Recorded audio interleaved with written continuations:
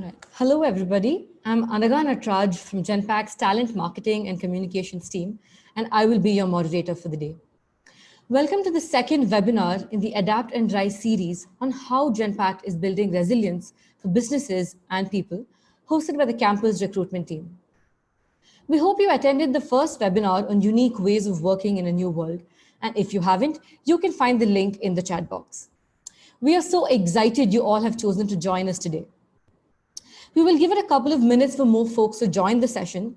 In the meantime, we ask that you participate in our fun icebreaker poll that is displayed. Please take 60 seconds to make your selection and then we will share the results.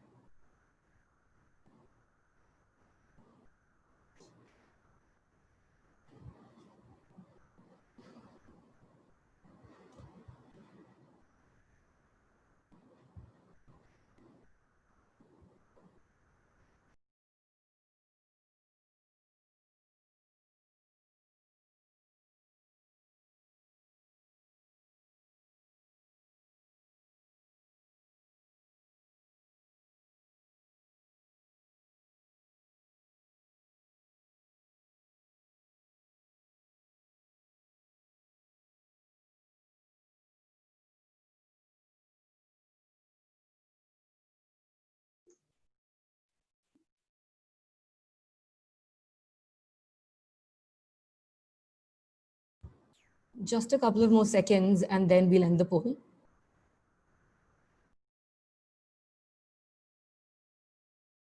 I think the suspense is killing us. Who are these? Are these people who walk around the house? I want to know who the just woke up ones are. So looks like the verdict is out, and like me, most of you are the ones who are without the camera on, but well, today was different for me. Well, thank you so much for joining us in our poll today. So before I introduce our two speakers for the day, I would like to cover a few housekeeping topics.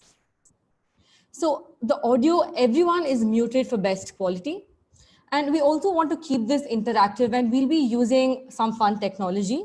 So please keep your phone handy for menti.com and we'll be using that to do a fun poll. If you have any questions, we would invite them, all your comments and questions. So please look at the Q&A box on your screen. And if you think of a question anytime during the session for the speakers, drop them in the Q&A box and we will address them at the end of the session. And in terms of feedback, at the end of the session, you will be directed to a feedback form. We would love to get your feedback. So it would be great if you could take a couple of seconds to enter your feedback. Now to jump right into our session, we have two phenomenal leaders for today, Stacy Simpson and Amaresh Tripathy. Stacy is the Chief Marketing Officer at Genpact and is full of energy and expertise. She brings to us over 20 years of experience in brand, communications, and marketing. Amaresh is the global business leader for analytics at Genpact. He is a frequent speaker at industry conferences and has written many point of views and papers on using predictive analysis. Thank you so much for joining us today, Stacy and Amaresh. Thank you. Thanks for having us. Thank you. Super excited. All right. So before I hand it over to you, Stacy, I will just go over the agenda very quickly. So we will be covering who we are, what Genpact as a company does, what we do for our clients. And we'll also be focusing on what we're doing during this COVID situation, how we are helping, professionals, communities, businesses, how we're helping all of them adapt and rise. Over to you, Stacy. Wonderful. Thank you so much. Yes, for those of you, for those on this call who actually work with me regularly, there will be no surprise that I'm the one who always talks on the Zoom. So they probably would like to mute me every now and then, but I'll go ahead and use that talking to speak with all of you today. So I thought before we really want to spend the time in this call, certainly hearing from you, but also giving you a flavor for the work that we do. And so before we get there, I'll do a very quick on sort of who we are, in case you haven't heard of us. So we're a global professional services firm focused on delivering digital transformation for our clients. What does that mean? There's a lot of words in that. It really means at the most basic level, we take incredibly complex business issues. Think about finance and accounting, think about supply chain, think about entire operations and how they run. We take those and we look at the best ways to use digital technology, innovation, process expertise, operational expertise, business expertise to really transform those to make sure that they are running as seamlessly as possible, and so that we create a competitive advantage for businesses. So we started as part of GE, and we were running these operations and core processes for GE. GE, in all its wisdom, realized that we were so good at that they could actually spin that off and do this expertise for other companies. So we did this. We began as part of GE. In 2005, we actually spun out as an independent company. 2007, we became public. And on that journey, so we started off being business process experts and helping run these really complex systems for people.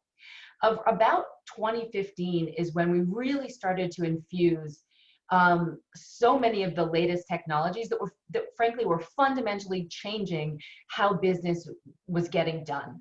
So you'll see sort of this launch of Lean Digital. It took our process expertise and fused it with digital expertise. From there, we just kept building. We kept accelerating our investments in digital transformation and became experts in artificial intelligence, machine learning, automation, advanced analytics, so many of the things that were critical. And as you see here in 2019, those were things we're running at scale, as Amaresh can attest to, because it's the work he does day in and day out for our clients. And as you see, when we look at sort of 2020 and where we are now, this idea of experience, I actually come from a highly digital background. I've been in the technology space for almost the entirety of my career. And experience used to be viewed as the things that only customer service, and agencies, marketing agencies, advertising agencies cared about. We now know that experience is so fundamental to every single part of how a business operates and how a business runs. So not only the customer experience that we create, but the experience that our people and that our partners, that the entire ecosystem has.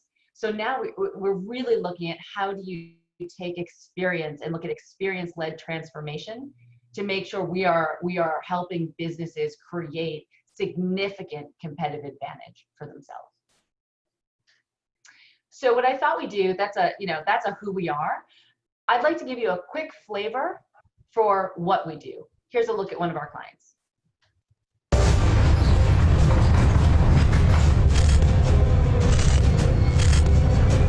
And we go green in Marrakesh, green in New York City. We share a lot of values with Genpact. Being a top motorsport team, we are very much a data-driven business. You look at the car and the telemetry on the car, there's over 100 sources that we have to pull data through. It's all about excellence, innovation, and trying to get as many insights as possible from the data we collect. It has to be precise and it has to be exactly right because every millisecond counts. In most races last year, the top 10 drivers at the end of qualifying were separated by less than 10th of a second. Of course, it's about winning a race. It's about optimizing performance, so we're first in the race itself. We are literally every year developing and improving electric vehicle technology. If you're winning in motorsport, then you demonstrate that whatever we are doing is right. We aim to become the first instinctive Formula E race team, meaning that we go to a track and everything is being so well prepared and we are deriving so much insight from our data that very little is left to chance. You use the advanced powers of analytical thinking and insights and artificial intelligence. We really believe that electric cars can help and be a major solution for the problem of mobility in cities. We build the base of knowledge, the foundation for better, safer electric cars. And that notion of a purpose-driven project is something that fires all of us up.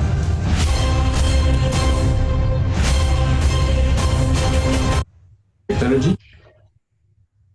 And thank you, Anagha, for sharing that. You know, I will say, and I think Amaresh can attest to this, this is one of our favorite clients. First of all, because, you know, who doesn't like a good car race, right? But what's super interesting about this, and Sanjay, our Chief Digital Officer, who you just saw in the video, sort of mentioned this a little bit. But one of the reasons why this account is so powerful for us is that Formula E is founded on the basis of driving and advancing the future of mobility, the future of electrified driving and battery use, the future of smart, connected cities. So this is really about driving us forward as a humanity, as a civilization. And so what's exciting to us is the exact same predictive analytics that we are using to help them win races is actually going into the evolution of electric battery life and the evolution of smart and connected cities. So we love at how many levels that account allows our people to do exciting creative work that also makes a difference for the world. Amaresh, with that, I'll turn it over to you. No, thank you. And let me tell a little bit more even actually about what you just saw, just so that, I mean, I'm sure all of you love sports and racing in some form or the other. I'll tell you what's going on there.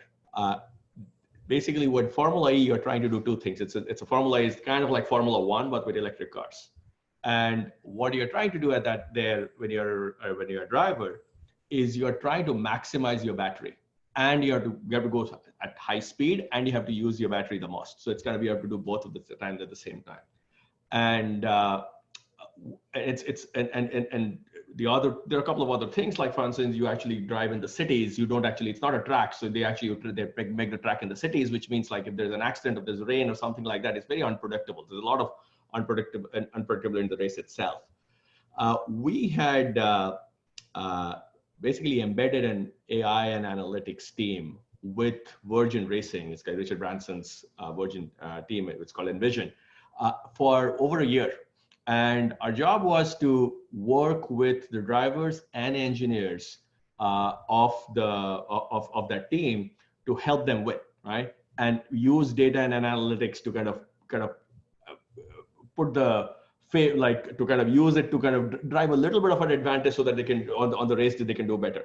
And one of the ways you want to do it better is, for a driver, one of the very important things you want to understand at any point in time on a real-time basis is how many laps are left. How much battery do I have to kind of go down, how many laps are left? And second, and if things change, because obviously there's an accident happens or there's a rain that happens, suddenly the number of, because your battery usage will be different suddenly, right? And how quickly are you going to adapt to that, and how are you going to do that so that you can decide when to overtake, where to overtake, and so on and so forth. And it's been really fascinating. It's almost like a research lab for us, where you're working with like the world's best experts, and you are bringing in the world's best, literally kind of data scientists to work together and trying to make a difference there. So anyway, so long story short, I mean, that's kind of how we've been embedding AI and analytics in the space of racing. And why do we do that? The reason we do that is we actually run these things at scale, right? We help businesses drive value at scale by running very large operations. And to do that, there are 2 or 3 things that need to come together. One is you need to get your technology absolutely right. I mean, just all the kind of your modeling, your infrastructure, all of that stuff, you have to get it right. Second is you need to understand the context in which you are operating in. A driver's context, what we call domain. A driver's context is very different from like a salesperson's context, and everyone has a different context in which they're doing the work. So you have to kind of understand that. And third is you have to kind of combine all of them together in a smart way. You have to orchestrate that, right? You have to, like, where the human judgment comes in, and where does expertise come in versus where does machine learning comes in, and all of that fun stuff. So anyway, so that's kind of what we were doing, and obviously we have done a whole lot of things. There are a couple of other examples I want to talk you through that. But tying back to what Stacy was saying, this is what we do at scale, and the reason it's really fun is because when you do it at scale, small improvements, they add up and make a huge difference. and they make a difference in various types of things. I mean, you saw racing, which is actually a difference of one kind. Let me tell you about something else. Basically, this is another great client work we do it, and then this is like a little bit ironic right now. Obviously, not a whole lot of planes are flying, but when the planes were flying, or even whatever flying right now, our client essentially makes engines of planes, and they are on. I mean, you have to go back to one slide. Actually, it's the previous slide, and they are on literally every second plane in the world has that engine. And the way these things work is every time a plane lands, it actually generates 2 terabytes of data. And that's 2 terabytes of data basically gets pushed out to this engine manufacturer. Basically, the way the engines work and the way that actually they get paid for it is they get paid for every hour the engine runs. They don't, it's not like it's kind of as a service model. It's not like you just kind of go and sign a check once and you kind of pay it. You paid every hour you fly the plane. And you are also doing the maintenance of that. The engine manufacturer is also doing the maintenance of that engine on an ongoing basis. So if you're a manufacturer, what you're trying to do is you're trying to understand, you want to do what we call predictive maintenance before an engine fails. Because after the engine fails and suddenly you have to bring in the repair, it's super expensive. Obviously, if you're stuck in an airplane or in an airport and suddenly there's a mechanical issue, you know exactly what happens. Like you get delayed, they have to pay for hotels, they have to you are unhappy. No one wants that. The better off is you have to just predict just a little bit before when this thing is going to fail, and you proactively actually fix it. And obviously it's well known that actually saves money, is better for customer experience and so on. So one of the things we do, but the challenge in this kind of a thing is these things generate a ton of data. Just think about how many sensors a plane has. So every time a plane lands, it generates actually 2 terabytes of data that needs to be analyzed. And once you and how do you actually analyze that? You actually have to understand aeronautics engineering. You have to understand obviously a lot of fairly sophisticated AI models and statistics and machine learning. And you have to basically look for anomalies within the construct of aeronautics. And then you actually find out what are the issues. And then once you find out the issues, that's not good enough. What you have to actually do is then you have to basically close the loop. You have to call the airline and say, okay, this part potentially can fail. Why don't you send this particular part, and in the next check that you're going to do, go and check this and replace it. This whole thing actually is I mean, think about it. Every 60 seconds a plane lands, 2 terabytes of data, 24/7, all around the world, right? We run that, right? We run that as an operation. Just think about how many hours someone is not waiting at an airport, or so how many meetings people are making, how many weddings people are making, because this thing runs at scale and uses, as I said, AI, it uses experience, it uses a knowledge of aeronautics, a whole host of things. That's kind of one of the things that we've been doing. It's like we're super proud of doing that. It's a lot of fun also. Let me tell you another example. And this is probably, you are a little bit earlier in your careers around this, but wealth management firms, right? Once you kind of for wealth management firms, what they kind of go and do essentially is they are managing your money to go and invest in the market. And then they essentially are able to go and invest in a ton of portfolios, some stocks, some bonds, some alternative investments, all kinds of things, some index funds. And the challenge for companies like those, what actually happens is, if you are the customer talks to an advisor who is kind of the investment manager, and it's a very special relationship. It's that one-to-one relationship that is there, right? And you don't want to disrupt that, because that's the human trust. You want to, I mean, obviously you have a high net worth of this thing. You sometimes don't want to talk to you don't want to do it in an automated way. You want to talk to someone, get comfortable of why you're investing. It's kind of, it could be a retirement nest egg. It could be that you'll be doing, or you're trying to do for your kids' education. So you really want to protect the investment the right way. You want to grow it and protect it the right way. And there's kind of very personalized strategies you want to come across. So that relationship is very important. But the challenge is, everyone does it very different ways, right? So how do you actually make, the problem that a client had is, how do I make all my advisors very effective? Like, how do you make an advisor effective? So before a person walks into my door how do I understand their customers, basically their end customers better? And if I understand my best customers and their needs better, I would be able to much more tailor my offerings and my discussion to them. And that will be good for customer experience. It will be good for the company because they'll end up obviously investing more, and it will be good for them because they'll get a better return and they'll get what they need. But the challenge is in stuff like this is in large corporations, which have been running for like 50, 60, 70 years. They have invested in technology over a period of time. So a lot of the times what you're dealing with is very outdated technology. And all of the outdated technology has all different data flows, and you don't have all the data in one place. And if you don't have the data in one place, it's very hard to stitch the data together to kind of go and look for patterns and look for a complete view of the customer. They call it customer 360 sometimes in industry parlance.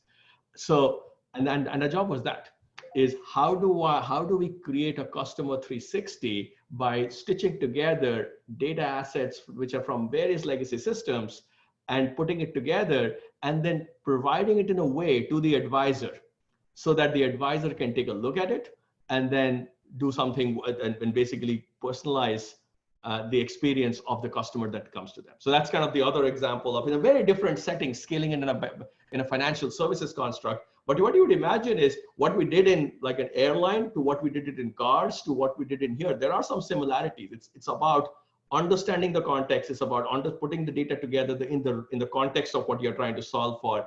It's about understanding, it's about applying the sophisticated technologies and the algorithms and the math, but at the same time, at the end, driving that business value. So it's same. I think the same story will come again and again in different forms, in different contexts.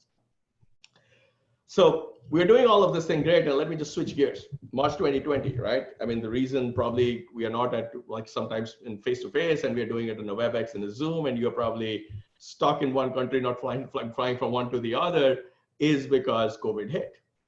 And in some ways, obviously, it's been remarkable how much has changed in how short a period of time for us. And our clients face the same thing. Like, think about, imagine when you're going to groceries, what are you buying now versus what you're buying 3 months earlier, right? I mean, like people hoarding up on toilet paper and paper towels. I mean, I finally got one at local Costco here last week, which was like a major victory for me. But my point is like, what we are looking for, what we are buying is changing. I mean, think about, we had one of our clients which used to sell chocolates at airports. So think about that. No one is going to the airports. No one is buying those chocolates at the airports.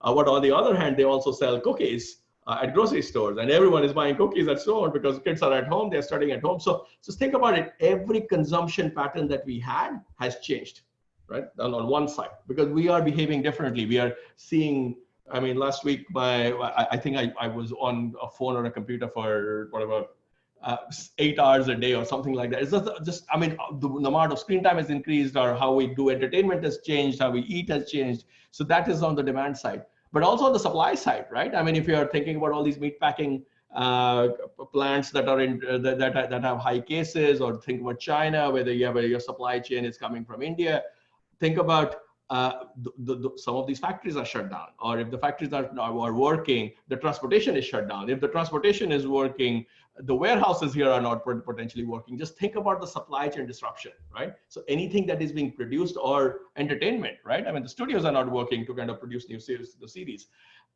All the supply side stuff has been shut down. And I think rarely in history has there been a demand side shock and a supply side.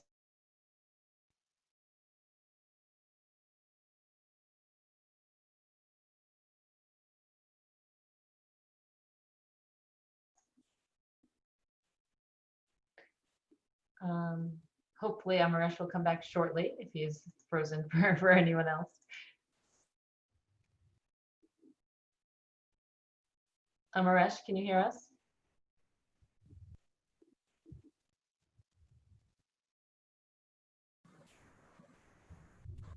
Yeah, I think we've lost connection with Amaresh. So we will give him a minute. Minute. Back.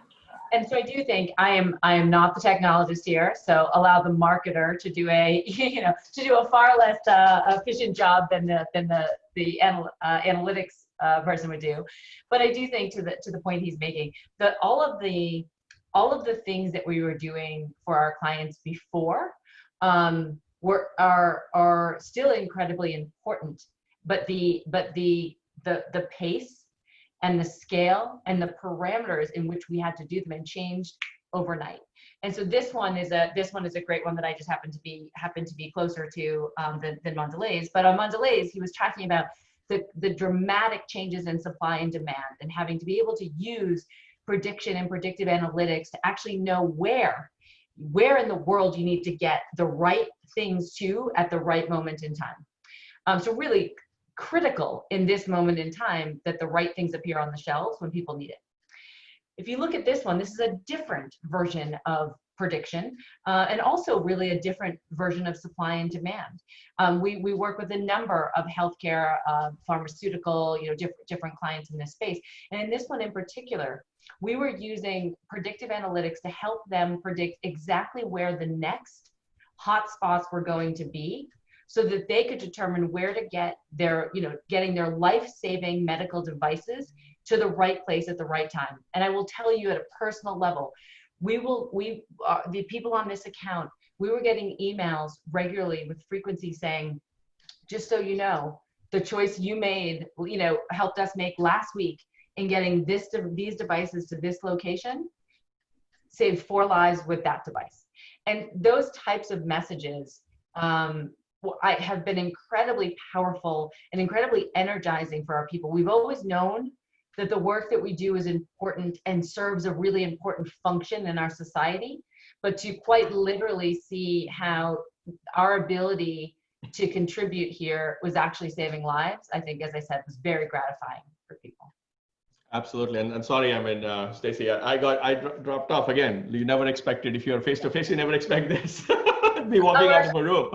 I did the layman's version of this, so you can do like the analytics master version of it. No, but I think you covered it. I heard it. So you heard, how, like, for instance, from biscuits to cheese to ventilators, to kind of airline parts, to battery power. There is a common theme here. It's like, how do you do these things? It's not about, a lot of people can actually do these things, but how do you do it at scale and operationalize it where it makes a difference? And again, this is about saving lives that Stacy was saying. So that gives you a little bit of an idea about the kind of work we do, what matters to our clients, and how, what they appreciate about it. But even more important, how the work has changed, and to the evolving questions that the clients have. So let me just pause here, and I know because there's a broader theme, and again, I'll be amiss to say data analytics is one way to change, to react to what has happened. There are many other ways we have we've done that. I'll give you one final example here. One of the things we noticed, probably most of you woke up or still wake up to looking at a dashboard, right? How many cases were in my community?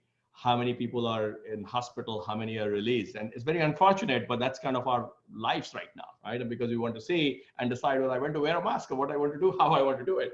But one of the other things we also noticed as we were talking to clients was everyone was looking at the same data to use it in their business decisions, right? Whether my city, what is the impact on a manufacturing plant? What's the impact on where my biggest customers are, where my large warehouses are? So they are looking at the same data, and everyone was doing it on their own. So one of the things we did to kind of help out all the businesses, actually, it's not only for our clients, is basically we just open sourced it.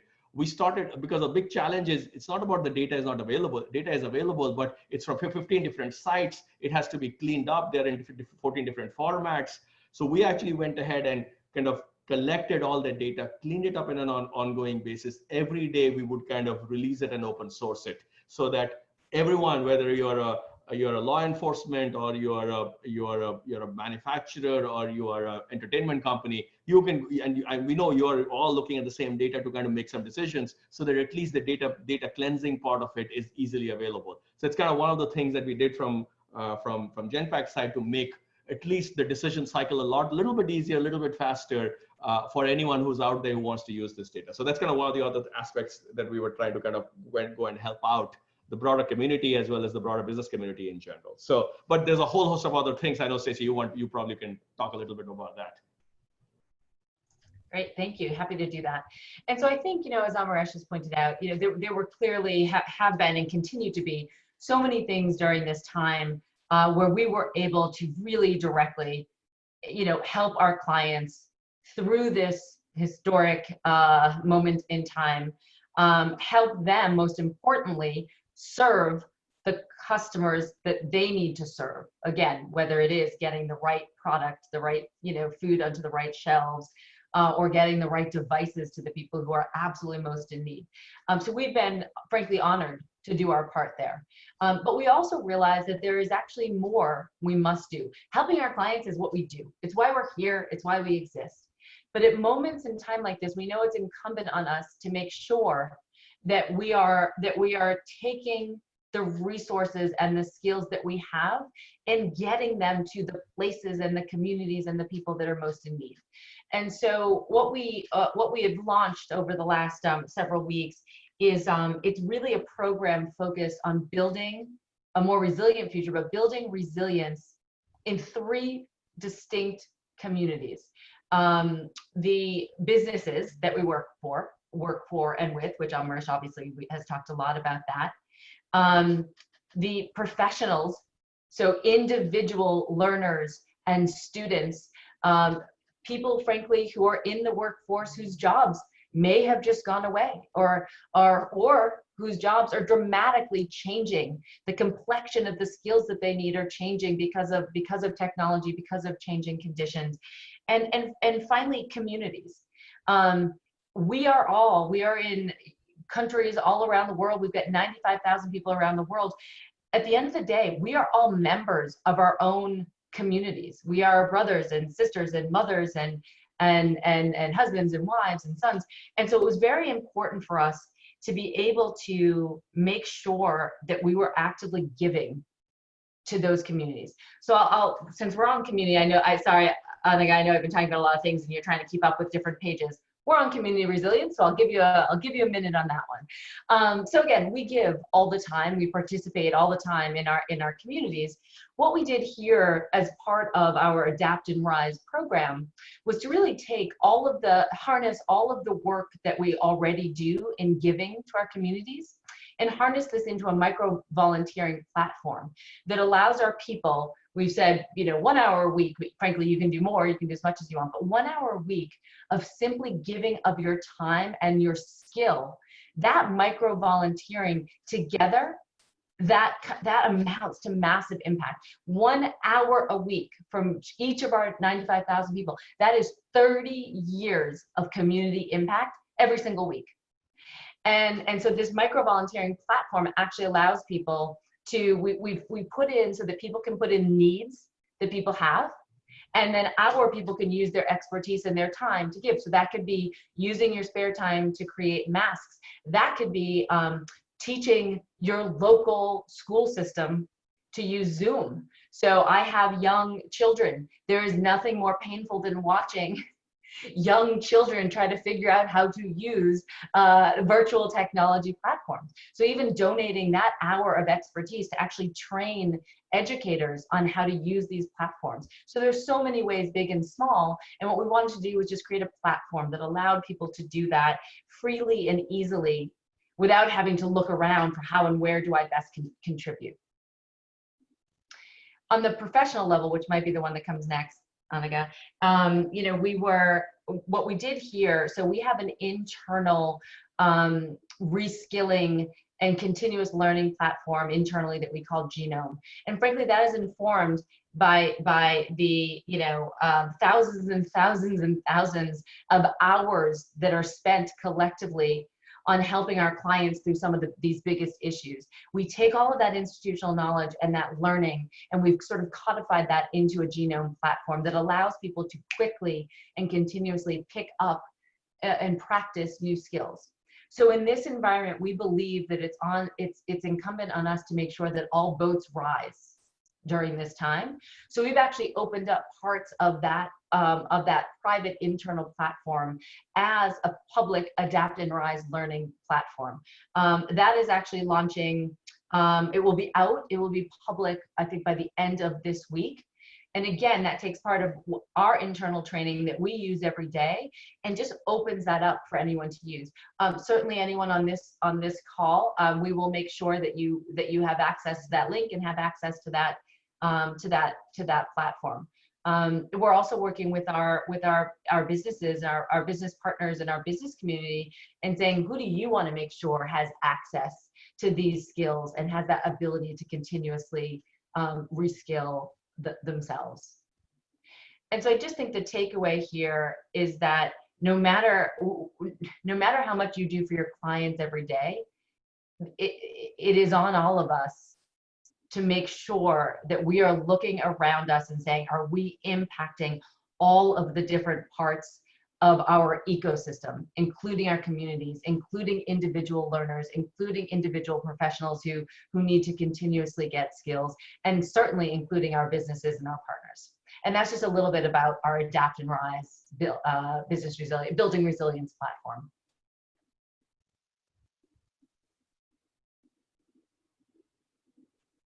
And again, does this mean it's poll time? Yes, so I would request all of you to please go to www.menti.com and enter this code that you see on the screen, and then the platform will take you ahead from there.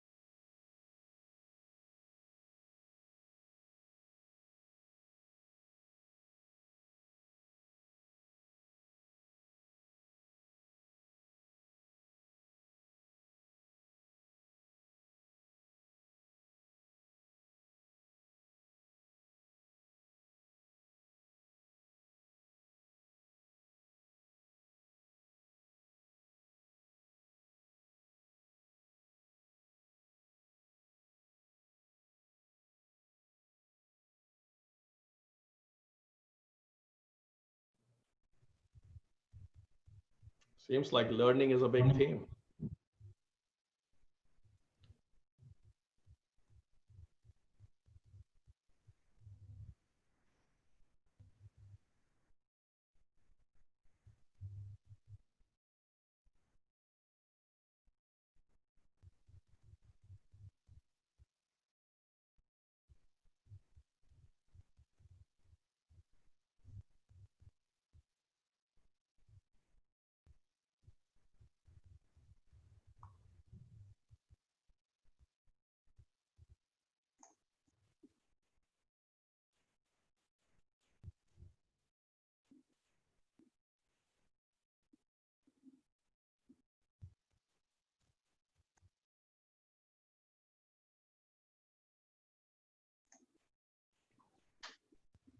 Yeah, learning, educating, donating, they are holding strong.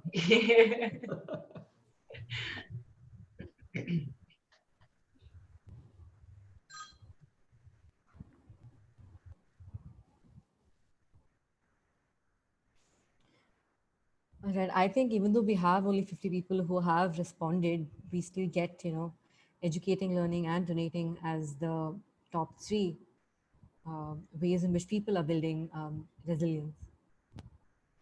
All right, we'll let your answers come in, and meanwhile, we will move on to the most awaited section for today. So we will have the Q&A section, and we have Lidora, who has been engaging with you in the chat section. She will be taking over and moderating the Q&A session from here. So over to you, Lidora. Hello, everyone. Hope all is awesome. I have really enjoyed interacting with you all over in the chat box. So now what we're going to do is we're going to hand it over. I'm going to actually give you all some questions. Some folks have asked questions. If you would like to ask a question to our speakers, please go ahead and use the Q&A box so that you can type your questions there, and that way we can answer them live. So let's jump right into it. The first question is, how do you analyze the data on such a large scale? It's probably for me. Yes.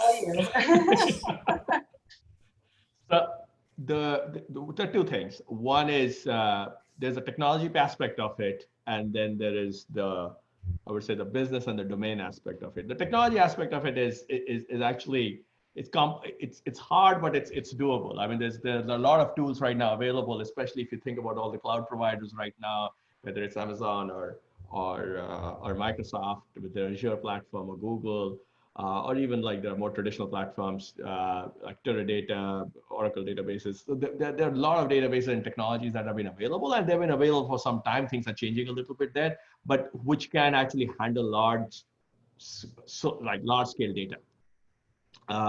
And obviously we work with our own or our clients, most of the time our clients' infrastructure, sometimes our own infrastructure, we can do that. And there's an infrastructure aspect of it that you can solve for. The harder part of it is when you say handle data is about making sense of what actually comes from the data, because there's a lot of nuances in the data of how systems are set up. And for that, you actually need to understand. So if you're in supply chain, you need to understand supply chain, or if you're in the business of selling like consumer packaged goods, you need to understand what really that means. Like what does a third party, what does an IRI data mean? What does this mean? It's about understanding the context behind the data. That's much harder. So the way we kind of handle it is obviously there's a set of technical skills and tools, technology, infrastructure we have. And secondly is about understanding the domain aspect of that particular data to put the data in the context. Both of those things get combined to kind of in some ways handle or make sense of the data. Thank you, Amaresh. So the next question is actually addressed to both Stacy and yourself. Do you think the world is driven more towards anti-commerciarism, I'm saying that word incorrectly, sorry, consumerism, due to the pandemic? So I'll repeat it. Do you think the world is driven more towards anti-consumerism due to the pandemic? So Stacy, we'll go to you first. Oh, thanks. Give me the easy ones. Just kidding. You know, I don't know. I don't know is the answer. I think that, you know, there are some things we do know, right? We do know that so much of how we live our lives is fundamentally changed. We know that they're fundamentally changed in the short term without question. I do believe that we are going to see long-term implications in the choices we choose to make as individuals, as the choices we choose to make for ourselves as members of our families and our broader communities, and as the choices we choose to make as business leaders. I know, you know, just listening to what we hear from our clients, right? They're already looking at, you know,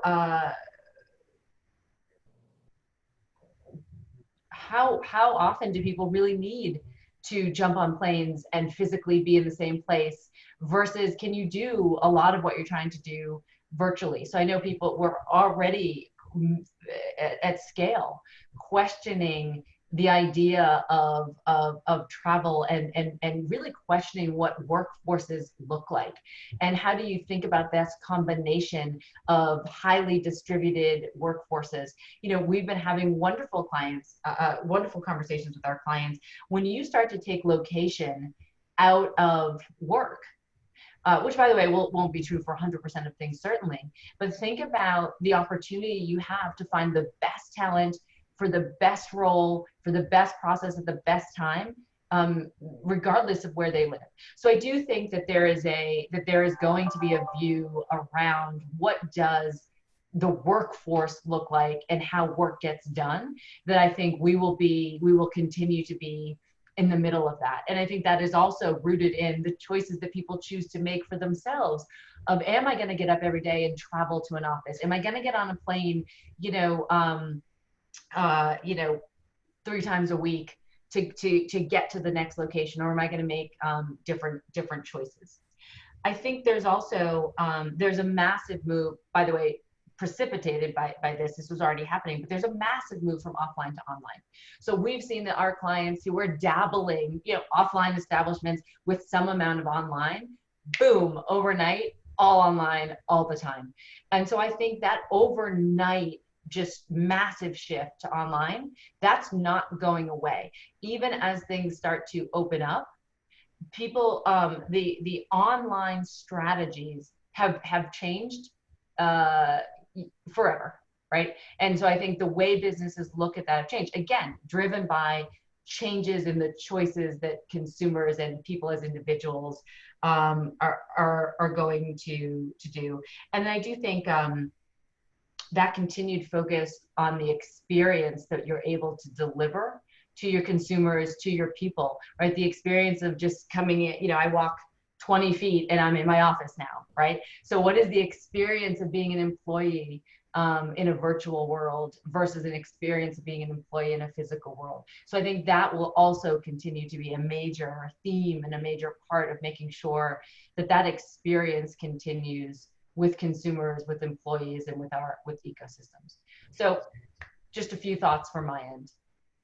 I'll just add there to that, Stacy, I think you covered it very nicely. Listen, about the consumerism or not, would it decrease or not, I'm not sure. Whether it will change, 100% sure. Because everyone, whether it's individuals or their companies or governments and societies, we are questioning what used to be sacred cows of all kinds, right? And when things like that happen, so yeah, things change. So in which direction and how much good, how much bad, we are all kind of, all of that stuff is, as we speak, it's kind of happening around us, but it definitely will change. Indeed. All right, so the next question, I'm going to reword it a little bit because I think it's a really powerful question. How do you ensure survival of clients' efforts in digital transformation, given that a lot of companies are struggling to survive, or for survival? I can start, and Stacey, you can add to it. Listen, I mean, times like this actually creates, it's not like, yes, there are companies that are fighting for survival, but there are companies that are doing amazingly well, right? I mean, look at Zoom stock, they just published yesterday, right? Or look at Amazon, or look at, I mean, there are many. I mean, look at some pharma companies like look at Gilead Sciences. Times like this creates winners and losers. For sure, because there are companies which are, as we speak, there are companies which are taking share, and there are companies that are losing share. And it's not about kind of digital transformation and how we are kind of going and doing that. It's about how companies, and I think what really matters as we kind of go and see which companies are able to adapt faster, and which companies are able to read the things that are changing, how are we able to adapt to change faster, but basically they have to read the change and then react to change. And most of the reading and reacting to change requires some sort of digital interventions and data and technology, like experience design and technology. So all of that is there. So it becomes more and more relevant. And it's not going to there are these companies, most of these companies are not going to go away. They are going to change, adapt. Some are going to be, like I said, they'll take share or lose share. So it's not, it's too myopic to say, yeah, there are some industries that will be much more drastically impacted. Obviously, we all know that. But by and large, it will be more of a reshuffling of the order rather than things just completely going away. And I think that Amaresh, you said it well. And I do think digital transformation is still incredibly important and incredibly relevant to our clients. But I think the flavor of that transformation, in this moment in time, we've certainly seen that sharpen, right? So where clients are might have been looking at a different time, say, okay, yes, we're going to do, large scale end-to-end transformation because over X amount of time, we want to unlock this kind of growth. While that is still on the table, what they may say right now is, help me, redefine my prediction model because right now I've got to get the right things to the right places at the right time. So I think it is absolutely has not changed in its importance and its urgency, but the flavor or perhaps the order of prioritization of what you do right this second versus what might get pushed till later, I do think we've certainly seen that shift. Perfecto. All right, so we're going to go to the next question. I believe this question is for Amaresh. What role will AI processes have in your accounts within the next 5 years? I mean, AI practices have impact even right now. Forget about next 5 years. I mean, all the examples that I shared have some version of AI and machine learning involved in all of it. But I'm trying to answer the question behind the question here. What we would see in next 5 years is not about the technology side only of AI, which is still seen as a technology black box.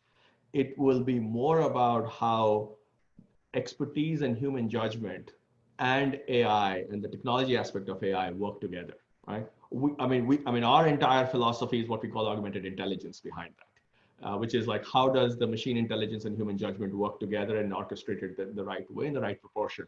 And I do see there will be a lot more convergence on that space that is going to happen because you're going to, human judgment, expertise, empathy, those things are important and will remain important.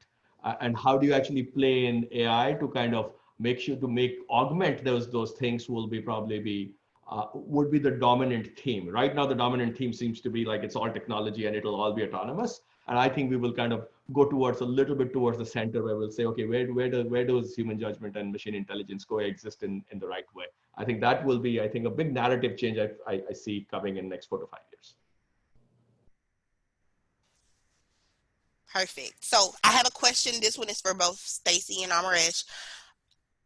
I have seen a diverse poll of presenters today, which leads me to the question, how is Genpact empowering diversity and globalization?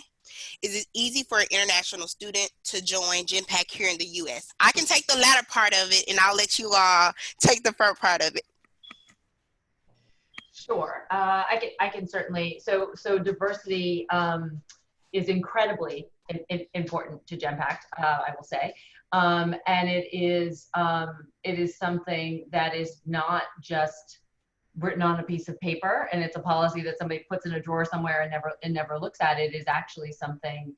First of all, these things always start at the top, and our CEO Tiger is incredibly committed to the fundamental belief that diversity of perspective, diversity of experience, diversity of race, ethnicity, gender, all of those things contribute to a more complete view of the world, and that is essential to being able to serve our clients, serve our communities, and serve our people well, right? We represent so many people in so many different countries around the world that it's critical that we reflect the populations that we serve.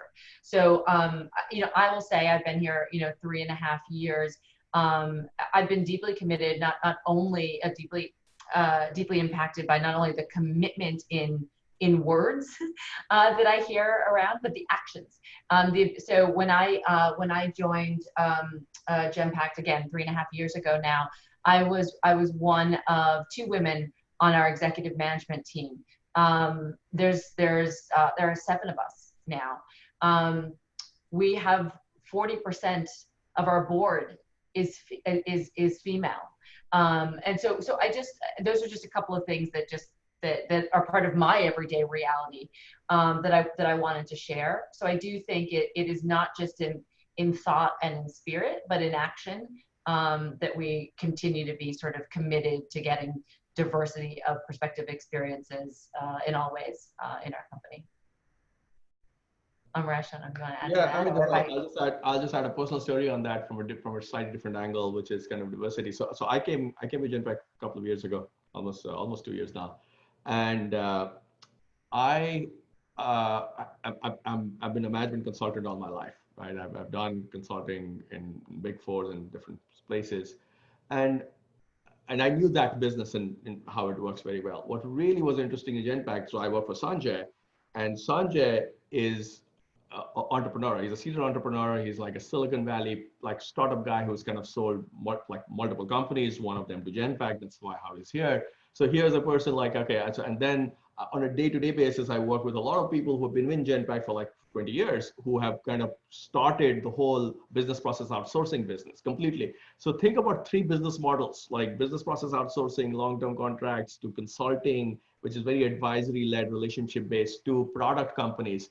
And I get to work with, and that to be honest, that was a very attractive thing for them, is to understand different perspectives and different people who are operating in business, different business models, and trying to bring the best of that together. That, to be honest, one of the big reasons I'm here. It's a diversity from a very different angle, but actually it's very important to have that as in your working careers. Yeah, it's a great point. Perfect. And then from a recruitment standpoint, we do recruit international students. So just to answer your question there, in the U.S., as I shared, I'm the U.S. recruitment manager. That is a part of our strategy, and we do understand that. So that being said, this is a little plug, genpact.com/careers.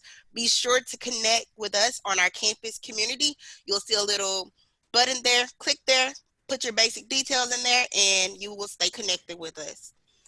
All right, team, we have 17 more questions. So I know that we're not going to be able to get to all these because we only have a couple minutes, but we're going to try to get through at least a couple more.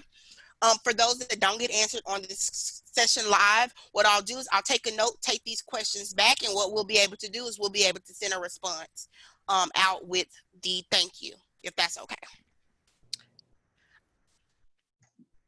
So the next question we're going to ask, this one is for Amaresh. Do you work with a code editor in your day-to-day? If so, which one is your favorite?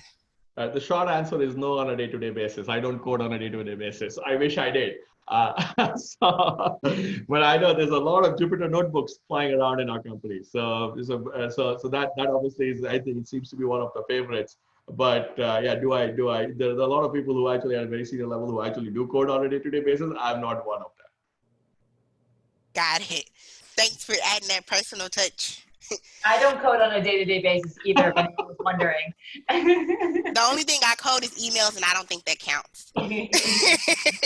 All right, so the last question that we're gonna close out with, it goes to both Stacy and Amaresh. We've been introduced to Genpact through some interesting projects. However, I'm curious on how Genpact is building resilience in-house after and during the pandemic. What measures are being taken to become a more resilient and enduring company? Great question. I'm happy to take that. Yeah, and so I think it's a super important question.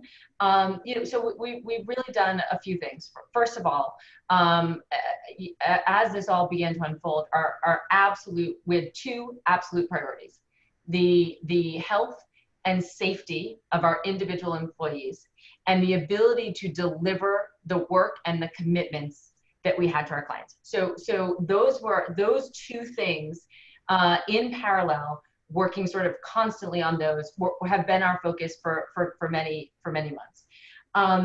And so I'd say that's where we've spent the bulk of our efforts. At the same time, we have continued to look at the health of our business and said, are we doing all of the right things to ensure that we are exactly where we need to be to weather however long this storm is? Because frankly, right, we all know, we feel like we're very far into this, but the reality is we have more on the other side of this than what we have behind us. And so we do continue to look at the health of our business to make sure, and again, if you listen to our earnings, et cetera, we have good cash on hand. We have plenty of credit available. We have long-term clients that their health continues to grow, and that our health, the strength of our relationship, especially by the way during this time, continues to grow.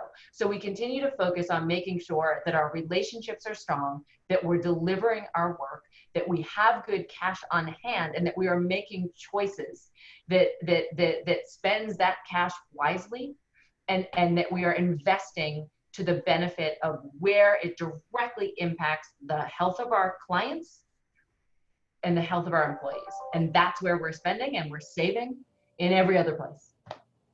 I'll just add, I mean, resiliency is about speed and creativity. A lot of it is how fast you react, like how quickly you see what's coming on your way and how quickly do you kind of turn around and react to that. And in some ways, running large operations, complex operations, actually does make you very resilient because 100 other things go wrong. I mean, just imagine all the examples I walked through. It's not like these things run perfectly. These things are always messy. Human decision making is always messy. And when you have experience in kind of always dealing with that over, like, that's our history, that's our DNA. So I think from a speed perspective, you are always there. And at the same time, you have to be, when you're running large operations, you have to also be very creative because normally there's more to do unless you have less. So it's in some ways, some of that DNA of running large operations gives us both the speed and the creativity to kind of be there. And we see that every day. Like Stacy gave a bunch of examples towards that, but I just want to give you context of why I think we are able to do that. Great point. All right, perfect. So if you all have time for one more question, this one, okay, everyone's questions they're amazing, I promise. We just want to ask this one more question, then we're going to let you all go about your day. All right, last one, I promise. You mentioned about 2 TB of information is generated when a plane lands. How long does it take to analyze all of this information and prepare for clients' use? Well, as you can imagine, I mean, it's not like clients use. So just 2 things. So one is a lot of it is automated. It hits our servers. We kind of automatically look at a lot of the routines. And then there are experts who are looking at what machines are generating. Like there's a lot of AI algorithms and data pipelines that are running. And the experts look at it to say whether it makes sense or not, because essentially you're making decisions right on what part to move to which location at what time. So it's not like our clients are doing it. We are actually doing it. We are actually making the either phone calls or writing like the request to kind of load the parts or change the supply chain. So we kind of manage it end to end. And it actually happens in matters of minutes and hours. This is not weeks and days, this thing. For our clients, we are just managing on a service level. It's like X percentage of these things will not happen. And we run the whole thing end to end. So it's literally, I mean, it improves year over year, but it's really minutes and hours right now, not weeks. And it's not for a client consumption. We run it end to end. Perfect. Well, thank you all. Stacy, Amaresh, we really, truly appreciate you all joining us on today. I feel like we received a ton of insight. Last but not least, just to close it out, what I want to do really quickly is just share how you all can connect with us. So you all can connect with us on the various social media platforms. You should see that posted right now. So please connect with us on LinkedIn, Twitter, Instagram, Facebook. And as I shared, please go to careers.genpact.com so that you can connect with our campus community. Once again, thank you all for joining. And once you exit out of the webinar, there will be a survey that pops up and we would love to get your feedback. Have an awesome day and stay safe. Thanks, everyone. Bye. Bye.